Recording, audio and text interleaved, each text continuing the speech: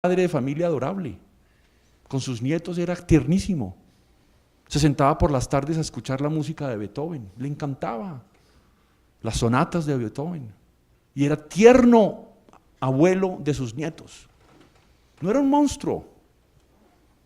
Y ese ser humano fue capaz de cometer y de organizar, desde el punto de vista logístico, la mayor empresa criminal que ha conocido la humanidad en toda su historia, que es el nazismo. ¿Eso por qué es posible? Esa es la explicación que da Hannah Arendt de la banalidad del mal. Uno podría añadir que Arendt y su tesis de la banalidad del mal en cierta forma acaban afirmando una versión modificada de la tesis kantiana, de la tesis de Kant. El mal es tendencia, pero nunca puede ser radical. Nunca es radical en el sentido de que no hay ninguna otra posibilidad. Si fuera radical,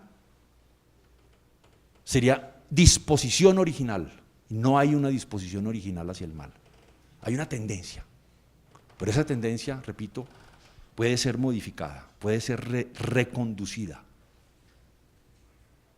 Las tendencias pueden ser corregidas, las malas tendencias. Claro que dice un dicho, ¿no? Árbol que crece torcido nunca su tronco enderece. Quizás en algunos aspectos psicológicos, pero estamos refiriéndonos al mal moral.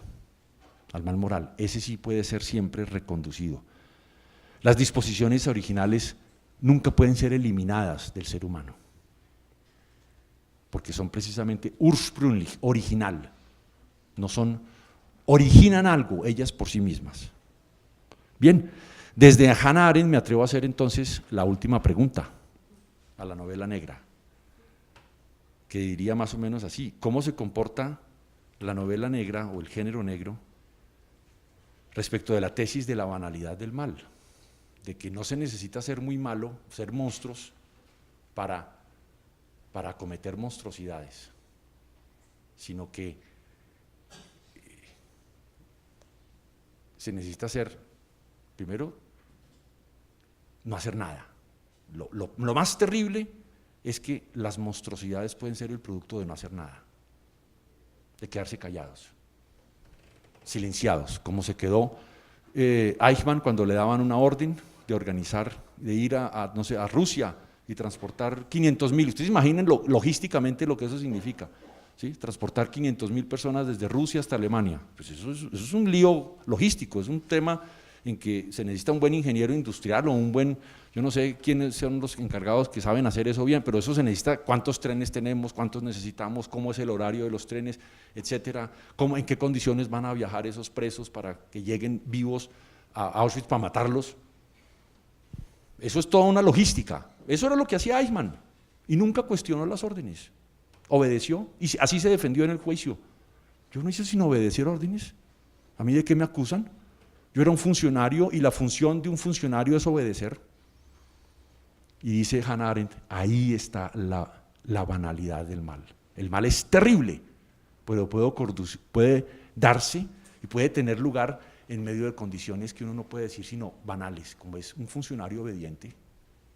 Si uno quisiera ser ejemplarizante, uno podría decir que eso es lo que pasa también en muchos países conflictivos como el nuestro, en donde el mal, quizás el peor mal, es el silencio, el quedarse callados y el hacerse el pendejo, y como un buen funcionario que no cuestiona, que no dice nada que despierte sospechas, también por miedo, también por temor a la seguridad de la propia familia, de uno mismo, qué sé yo. De manera que ese sería mi recorrido por las diferentes etapas de la reflexión filosófica sobre el mal. Me gustaría ahora que tuviéramos la posibilidad de conversar sobre algunas de las preguntas que me atreví a lanzar a la novela negra. Si queda tiempo podemos hablar de Dostoyevski. A ver, yo no sé, lo que usted dice es un planteamiento, más que un planteamiento, es un comentario. Yo le respondería o le comentaría a su vez esto. Yo creo que una cosa es el análisis ético del problema del mal. ¿Por qué está mal lo malo? Pero yo no creo que la novela negra se ponga en ese plan. Yo no creo que es función, o lo que yo conozco, yo soy muy ignorante, tengo que decir, de novela negra, no es moralizante, no se trata de mostrar el mal como ejemplarizante, ¿o sí? Yo creo que no. Entonces, ¿qué concepto de mal hay ahí? Ese es un poco el sentido de las preguntas que hacía. Yo les puse varios conceptos o varias ideas filosóficas sobre el mal. Yo devolvería la pregunta en el sentido, bueno, ¿ustedes qué idea de mal de esas que expuse creen que está presente o puede haber muy diferentes? Puede ser un mal, por ejemplo, más hobbesiano, que es que el hombre es como un lobo en el estado de naturaleza, como un enemigo de los demás seres humanos y se comporta como lobo para el hombre. Eso puede dar origen a un cierto tipo de relatos, por ejemplo, policíacos, en donde uno ve que el policía no es policía, sino que es otro lobo. Eso es propio de la literatura negra, pienso yo, ¿sí? El detective es también igual de malo, o la víctima no es tan buena como uno se imaginaba, que pobre víctima, ¿no? Y la víctima era peor que el asesino. Eso también, pienso yo, es propio del género negro, ¿no? No sé, es como mi reacción. Por eso la pregunta que yo creo que vale la pena hacerse es, ¿qué ideas o qué concepción filosófica del mal hay en la novela negra? Si es que hay. Un comentario a lo que usted hacía antes, el psicópata es un caso muy especial, pero yo no creo que tampoco sea propio de la novela negra decir que todos los asesinos son psicópatas, ¿cierto que no? El psicópata no es consciente, no tiene noción de bien y mal, no tiene sentimientos de compasión, para él no es, bien y mal no son, pero eso es otro problema, yo creo que es un problema psiquiátrico y dicen hoy en día que existen incluso drogas para eso y que usted le pueden dar mediante una intervención químico-fisiológica en el cerebro, le pueden hacer sentir nociones de bien y de mal. Eso no es raro hoy en día dentro de las neurociencias. Yo me atrevo a hacer un comentario a lo que tú acabas de decir, y es la palabra misma mal.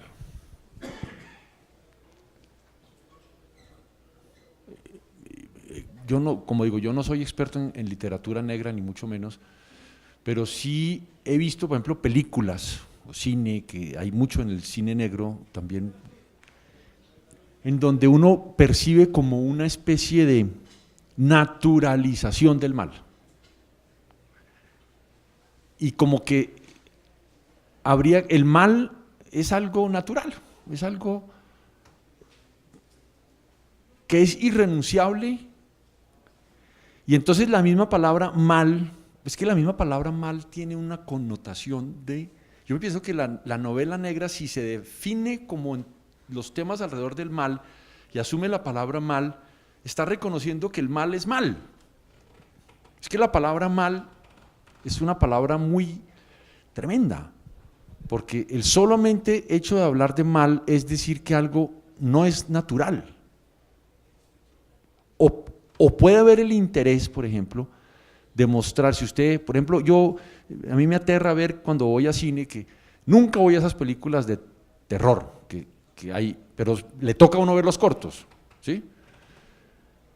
Y a mí me parece increíble los cortos de películas de exorcismos y de monstruos y de niños malos y de niños perversos en la noche persiguiendo a un niño con un cuchillo, un monstruo. Eso me parece tan desagradable que yo digo, oiga, en el fondo, ¿qué es lo que nos quieren decir esas narraciones tan vulgarmente desagradables?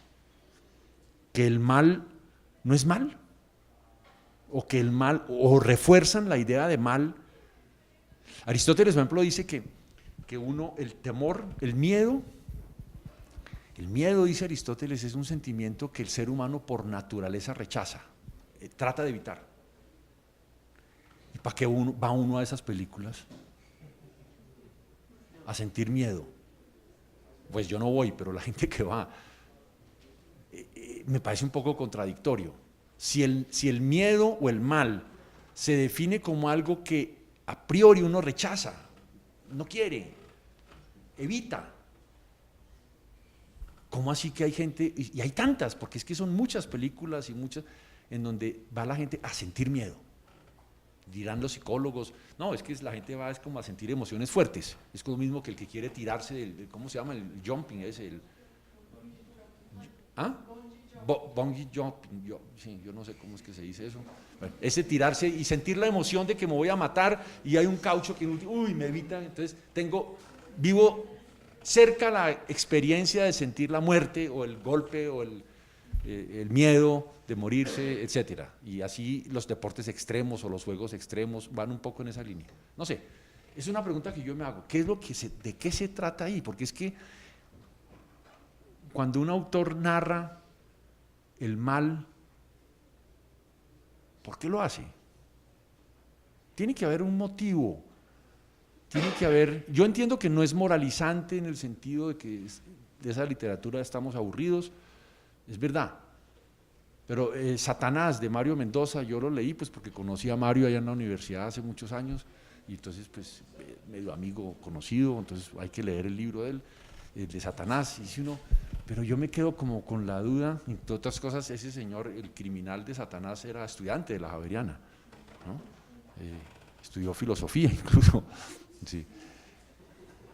Entonces uno se queda un poco diciendo, ¿y eso, para qué se narra esa historia? Eso forma parte de la historia. Satanás se llama la novela. Satanás, no se llama Caperucita Roja, es Satanás.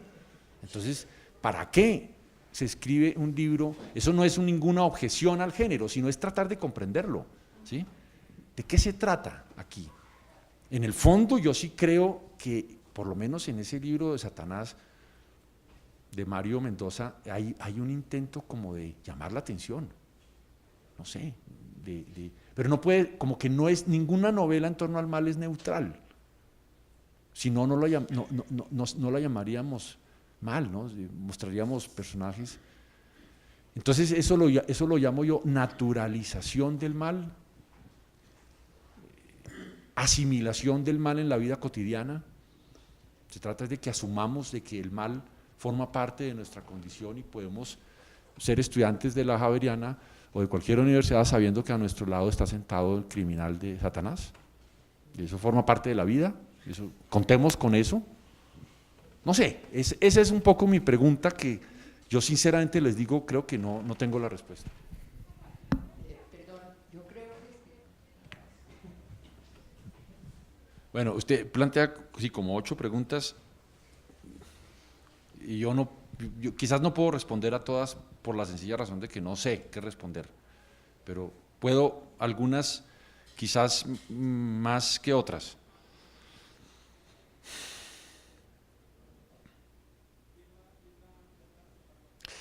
Quizás comencemos por lo del demonio. El demonio, la figura del demonio es una figura que procede, a nosotros nos llega a través de la religión y está presente en los textos sagrados del cristianismo, en el Nuevo y en el Antiguo Testamento. Y en ese ámbito de lo religioso tiene una función y una explicación teológica y hay que ir a los textos sagrados, a los estudiosos de los textos sagrados de la Biblia para que nos digan qué quiere decir esos textos. Los textos sagrados también son textos literarios, son textos que hay que interpretar. Y existe una hermenéutica, una ciencia de la interpretación de los textos bíblicos. Desgraciadamente, esa ciencia o esa aproximación a los textos bíblicos para aprender a interpretarlos, eso implica aprender a comprender qué tipos de textos son, cuándo fueron escritos, por quiénes fueron escritos, en qué lengua fueron escritos, con qué pretensiones, con qué objetivos, en qué entorno hermenéutico fueron escritos. Hay una gran ignorancia. Muchas personas cogen la Biblia, la abren, leen, se encuentran un pasaje donde hablan del demonio y lo citan como si estuvieran leyendo el periódico del día, o como si estuvieran leyendo un texto que no requiriera interpretación. ¿Sí? Eso en general. Y de eso se ocupa la teología. Con eso yo creo que desde esa perspectiva se puede decir que el demonio es una personificación, una figura que ayuda a personificar el mal. San Agustín, el que yo cité al comienzo y que a mi juicio es uno de los pensadores más contundentes en toda la historia de la filosofía en torno al tema del mal, San Agustín fue formado dentro de una filosofía maniquea, eso desde el joven. San Agustín es de la antigüedad, San Agustín no es medieval, es antiguo, es del cristianismo antiguo, siglo V. San Agustín fue formado en una mentalidad maniquea en donde había un principio bueno y un Dios bueno y un Dios malo. Y las dificultades que tuvo para aceptar el cristianismo era que tenía que superar eso. No hay un Dios bueno y un Dios malo, hay un Dios bueno, no hay un Dios malo. En toda su obra, incluso algunos especialistas dicen que no lo logró superar nunca. Y que en su obra se quedaron muchas huellas, se mantienen muchas huellas de maniqueísmo, como si hubiera un principio malo, y que eso es responsable, por ejemplo, en que San Agustín viera en la sexualidad humana, en la política, principios malos. Lo cual muchos pensadores contemporáneos asumen sin darse cuenta de que la política es algo sucio. Cuando usted entiende que la política es algo sucio, malo, ojo con el maniqueísmo. Puede estar usted repitiendo un esquema mental, el mismo del que piensa que la sexualidad por sí misma es mala, simplemente que cambia de lugar del mal, ya no es la sexualidad, sino es la política. Y hay muchos políticos de izquierda, o de derecha, o de centro, que tienen esa mentalidad, ya no respecto de la sexualidad maniquea, sino respecto de la política. Hay políticos buenos y políticos malos. Y yo creo que eso es bastante cuestionable.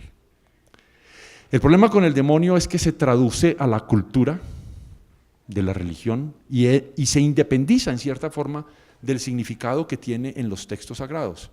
Entonces hay representaciones culturales del demonio con cachos, con cola, con un garfio, con no sé qué, con muchas formas, y hay muchos nombres, Belcebú, Satanás, muchas formas de nombrarlo. Y se independizan del significado religioso original. Satanás de Mario Mendoza, yo creo que esa alusión es un poco a eso, a que pues el tema religioso ahí no aparece mucho. Si usted se da cuenta, no es un tema religioso, pero Satanás es una representación o una idea o un personaje que sin el origen bíblico es inexplicable. ¿De dónde sale ese personaje? ¿De dónde proviene? En la imaginación popular de la religión. Pero se independiza y tiene ya entonces vida propia. Y aparece en las óperas, en Don Giovanni de Mozart, que es una figura extraordinaria, aparece al final la figura del mal encarnizado, en donde Satanás pues no es, y así en muchas representaciones, en donde está la encarnación del mal, la personificación del mal. En el Goethe de Fausto, Mefistófeles es la encarnación del mal, que se presenta como una persona, y no importa el nombre. Nosferatu, Drácula,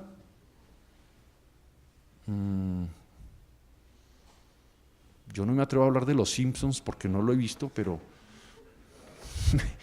de pronto por ahí está esa figura sin que la nombren. Bueno, entonces yo sí creo que no hay, claro, hay cosas que entonces viene un tema que es muy complicado: culto al demonio, ritos satánicos, religiones en donde hacen misas, entre comillas, para Satanás. ¿Eso qué significa? Eso eso es una irracionalidad, pienso yo, total en estos temas, pero que están presentes en la vida. Cuando digo que irracional, no significa que no tenga importancia y que no debe ser atendido. El juego ese que usted menciona, que salió, eso fue hoy en el periódico, si no estoy mal, o ayer, ¿sí? De un juego que se llama, ¿cómo es?